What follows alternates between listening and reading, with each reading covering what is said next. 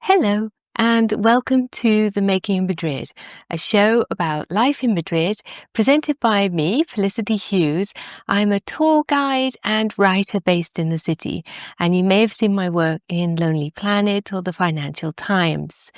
This show is relatively new, so if you're enjoying it, do please drop me a like, a comment. It's really good to know that people out there are watching. So like, subscribe, visit my website, The Making in Madrid.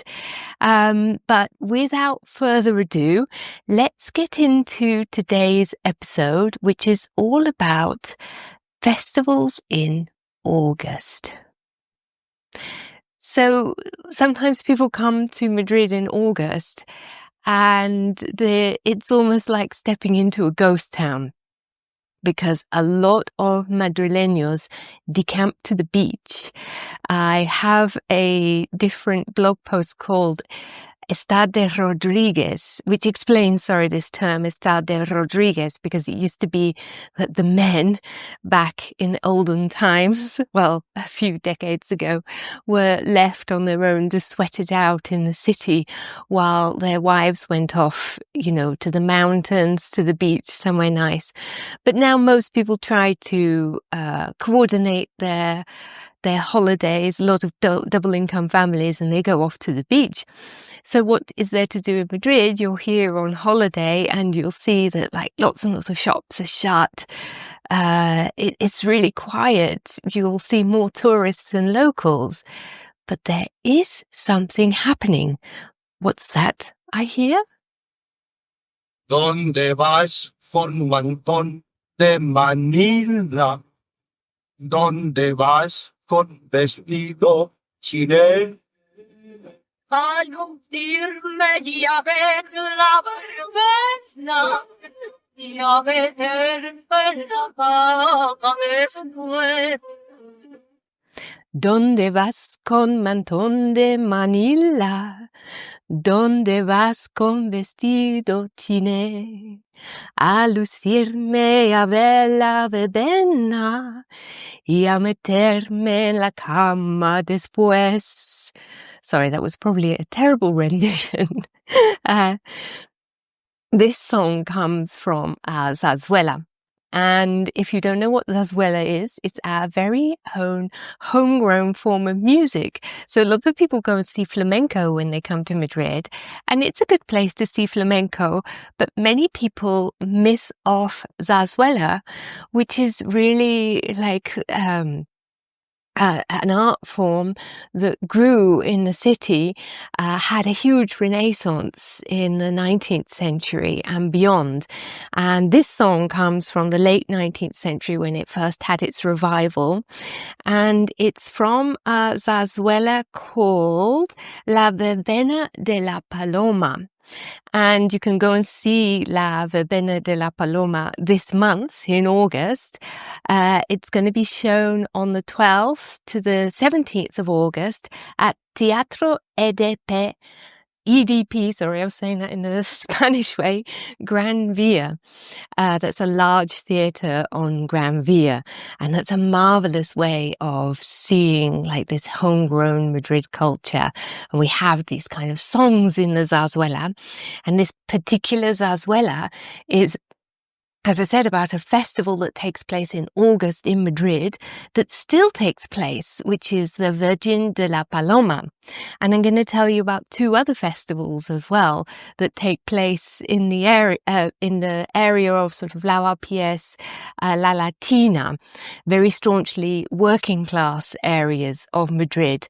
And it's still great fun. You'll suddenly stumble on this festival and you'll be like, oh, there are people in Madrid. There are Spaniards here enjoying themselves and having a good time.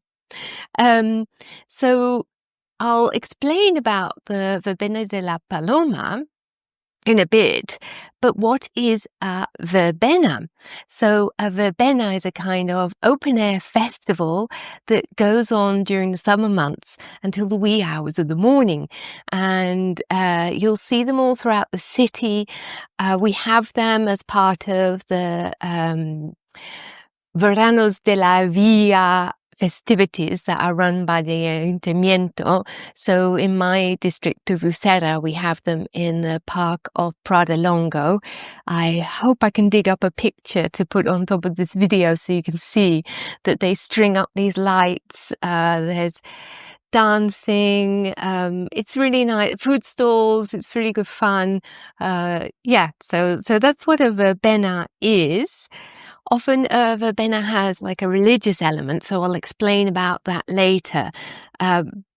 These religious sort of processions go on just before sundown. They can be very hot and involve people carrying figurines or paintings or something. And then afterwards the sun goes down and everyone has a great time and the real party begins. Going back to the song I sang you earlier, ¿Dónde vas con manton de manila? Means, where are you going with your manila shawl? Now, a manila shawl is a very traditional garment that you'll see in these sort of fiestas, and they're those fringed shawls made out of Chinese silk. And the fringing is Moorish, but the embroidery is Spanish. So it's this wonderful mélange of cultures. And of course, Manila is referring to the city that they were coming through. So you would have a lot of shawls being shipped out, Chinese silk being shipped out from Manila to Spain, and then they would have the embroidery added. And these were terribly, terribly popular in the 19th century. And the great Madrileño novelist, Benito Pérez Galdós, who is like Spain's answer to Dickens, said, "Wrapping the shawl around one's shoulders is like dressing up in a painting," which I think is rather beautiful. And these shawls are a key element in the first of the August fiestas that I'm going to take you through. So you'll see ladies dressed up in the shawls, but the first one that happens is the Fiestas de San Cayetano on August the 2nd. And these are celebrated in the Plaza de Cascorro, which is the central part of where the rastro takes place. And it used to be where Madrid's old matadero or slaughterhouse was, and nearby Calle del Oso. Now, I'm very lucky because my friend lives on Calle del Oso, so she gets involved in all the preparations for these festivities. And what they do is that they string the street with paper garlands and have beautiful manila shawls suspended above the street. And it's absolutely gorgeous. And the 17th century church of San Cayetano is just around the corner. And people will have free lemonade served in Calle del Oso. And there'll also be sort of performances done. And I went once and saw this marvelous performance done by a drag queen who was sort of wearing a sparkly frock. And it was really interesting to see that, because there were all these sort of staunch kind of traditional old ladies sat down on their seats who organised the whole festival, sat down on their seats thoroughly enjoying this performance by a drag queen. Lots of gay men with their fans singing, shouting out "Ole." It was really spectacular. That's a really nice one, but that's kind of gradually building up. And then you get the Fiestas de San Lorenzo on August the 10th. And this is where another religious aspect comes in.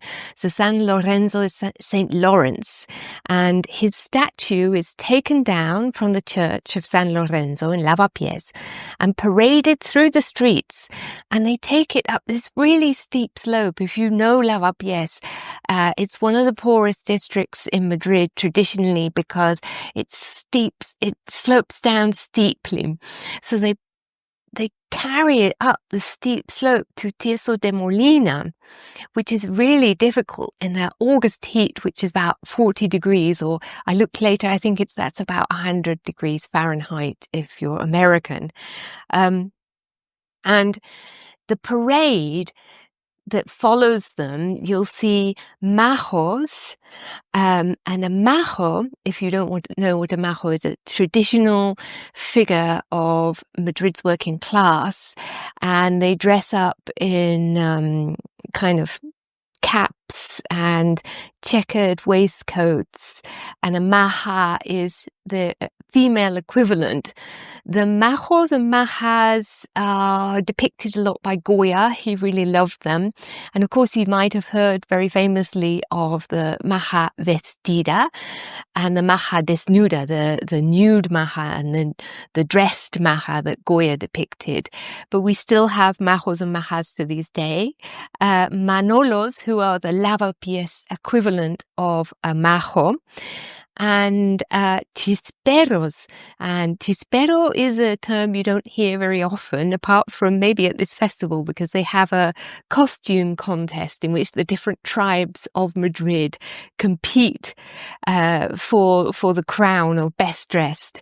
A chispero is something that was used a bit more in the past and refers to the smiths. And chispa is a spark. So the smiths did their work with lots of sparks flying, and then they were called the chisperos, or like the sparky guys, I guess.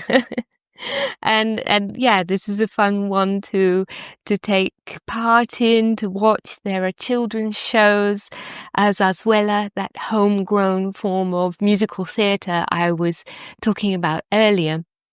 If you're interested in zarzuela, by the way, I wrote a piece for the Financial Times about it, and unfortunately it's behind a paywall. But I really enjoyed writing that piece, and that goes a little bit under the surface of zarzuela and talks about the political, satirical dimension to it in the 19th century. But maybe I'll cover zarzuela in the future on a future post, so please do let me know if you're interested in that art form. So yeah, the Fiestas de San Lorenzo are on August the 10th. A lot of fun. But the zarzuela that I sang at the beginning is from the last festival that I'm going to mention, which is the Festival of the Virgin de la Paloma on August the 15th. And this is has a kind of real drama to it, this one, because this is the climax of the festivals. So the firemen go and climb up to fetch a painting of the Virgin Mary down from on high from the church of the Virgin de la Paloma. And the fireman is chosen each year. He's an especially strong chap. So if you've got a bit of a thing for firemen, it's a good way to go and ogle a strapping fireman. And he has to be really strong, because the painting that he takes down weighs around 80 kilograms. So that's more than your average person. And he takes it down, of course, in the boiling heat. She's paraded around the streets until she reaches the street of the same name. And she has worked, the special thing, about this painting is she's worked lots and lots of miracles. So it's thought that there was a fire raging in Plaza Mayor. Well, of course, there were 3 fires that raged through Plaza Mayor. It was always terribly flammable. But the last big one, they tried every method to try and put it out. It took out about 2/3 of the square.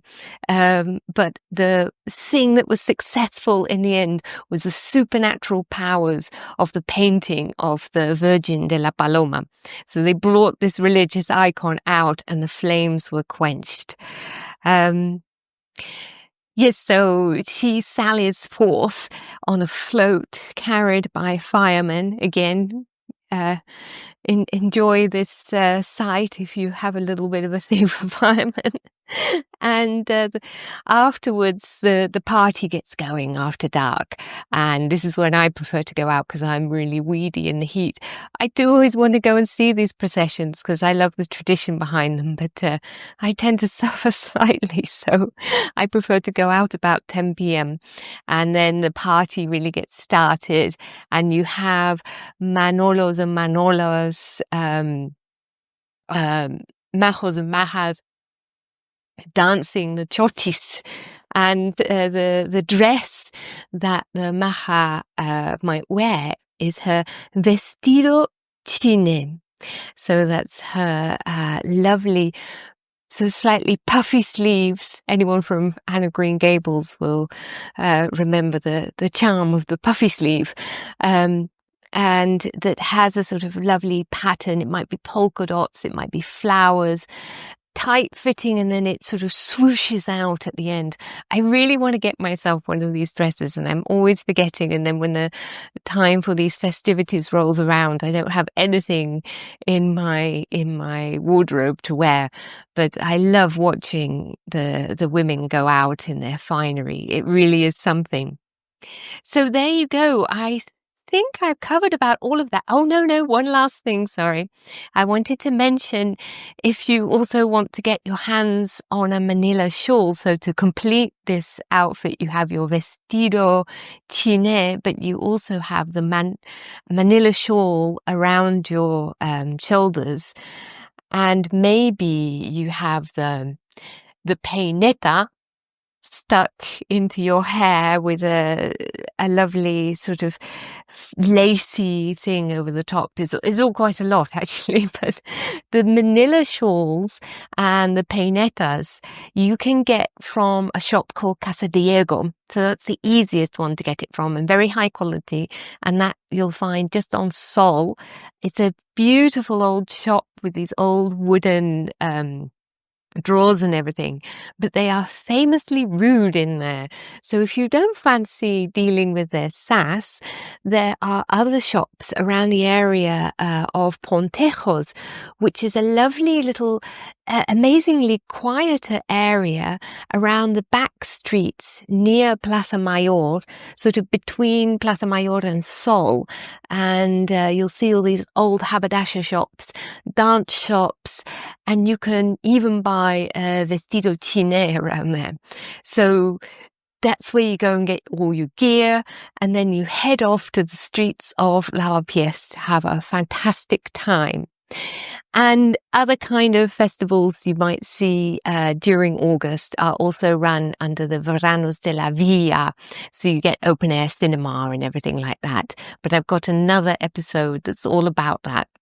In any case, that pretty much wraps up this little episode about the verbenas de Lavapiés, the festivals of Lavapiés. I hope you've enjoyed it. If you have, please consider supporting this show by going to themakingofmadrid.com and perhaps buying a copy of my latest book, which is called Quiet Madrid. That's for people who want a little respite from the hurly-burly of touristy Madrid. I've given you little itineraries and routes, and it tells you all the plazas, the shops, the attractions that are a little less crowded and still incredibly charming. I've also got some tours out on Voice Map, some audio tours. So if you go to the Making of Madrid and click on audio tours, you can find those. You can hire me as a guide. I unfortunately won't be in the city during August because I like to decamp to Paris for my sins and to the UK because it simply just gets a little bit too hot for me. So I'm like the majority of Madrileños and I flee the city. But I have another show that's all about summer in Madrid, which will give you tips on how to survive if you do come in summer, because I actually don't advise against it. If you've got a nice air-conditioned hotel, there are lots of ways to navigate around the problem of the intense heat in summer. In any case, this brings everything to a close. Thank you so much for watching and see you next time. Bye-bye.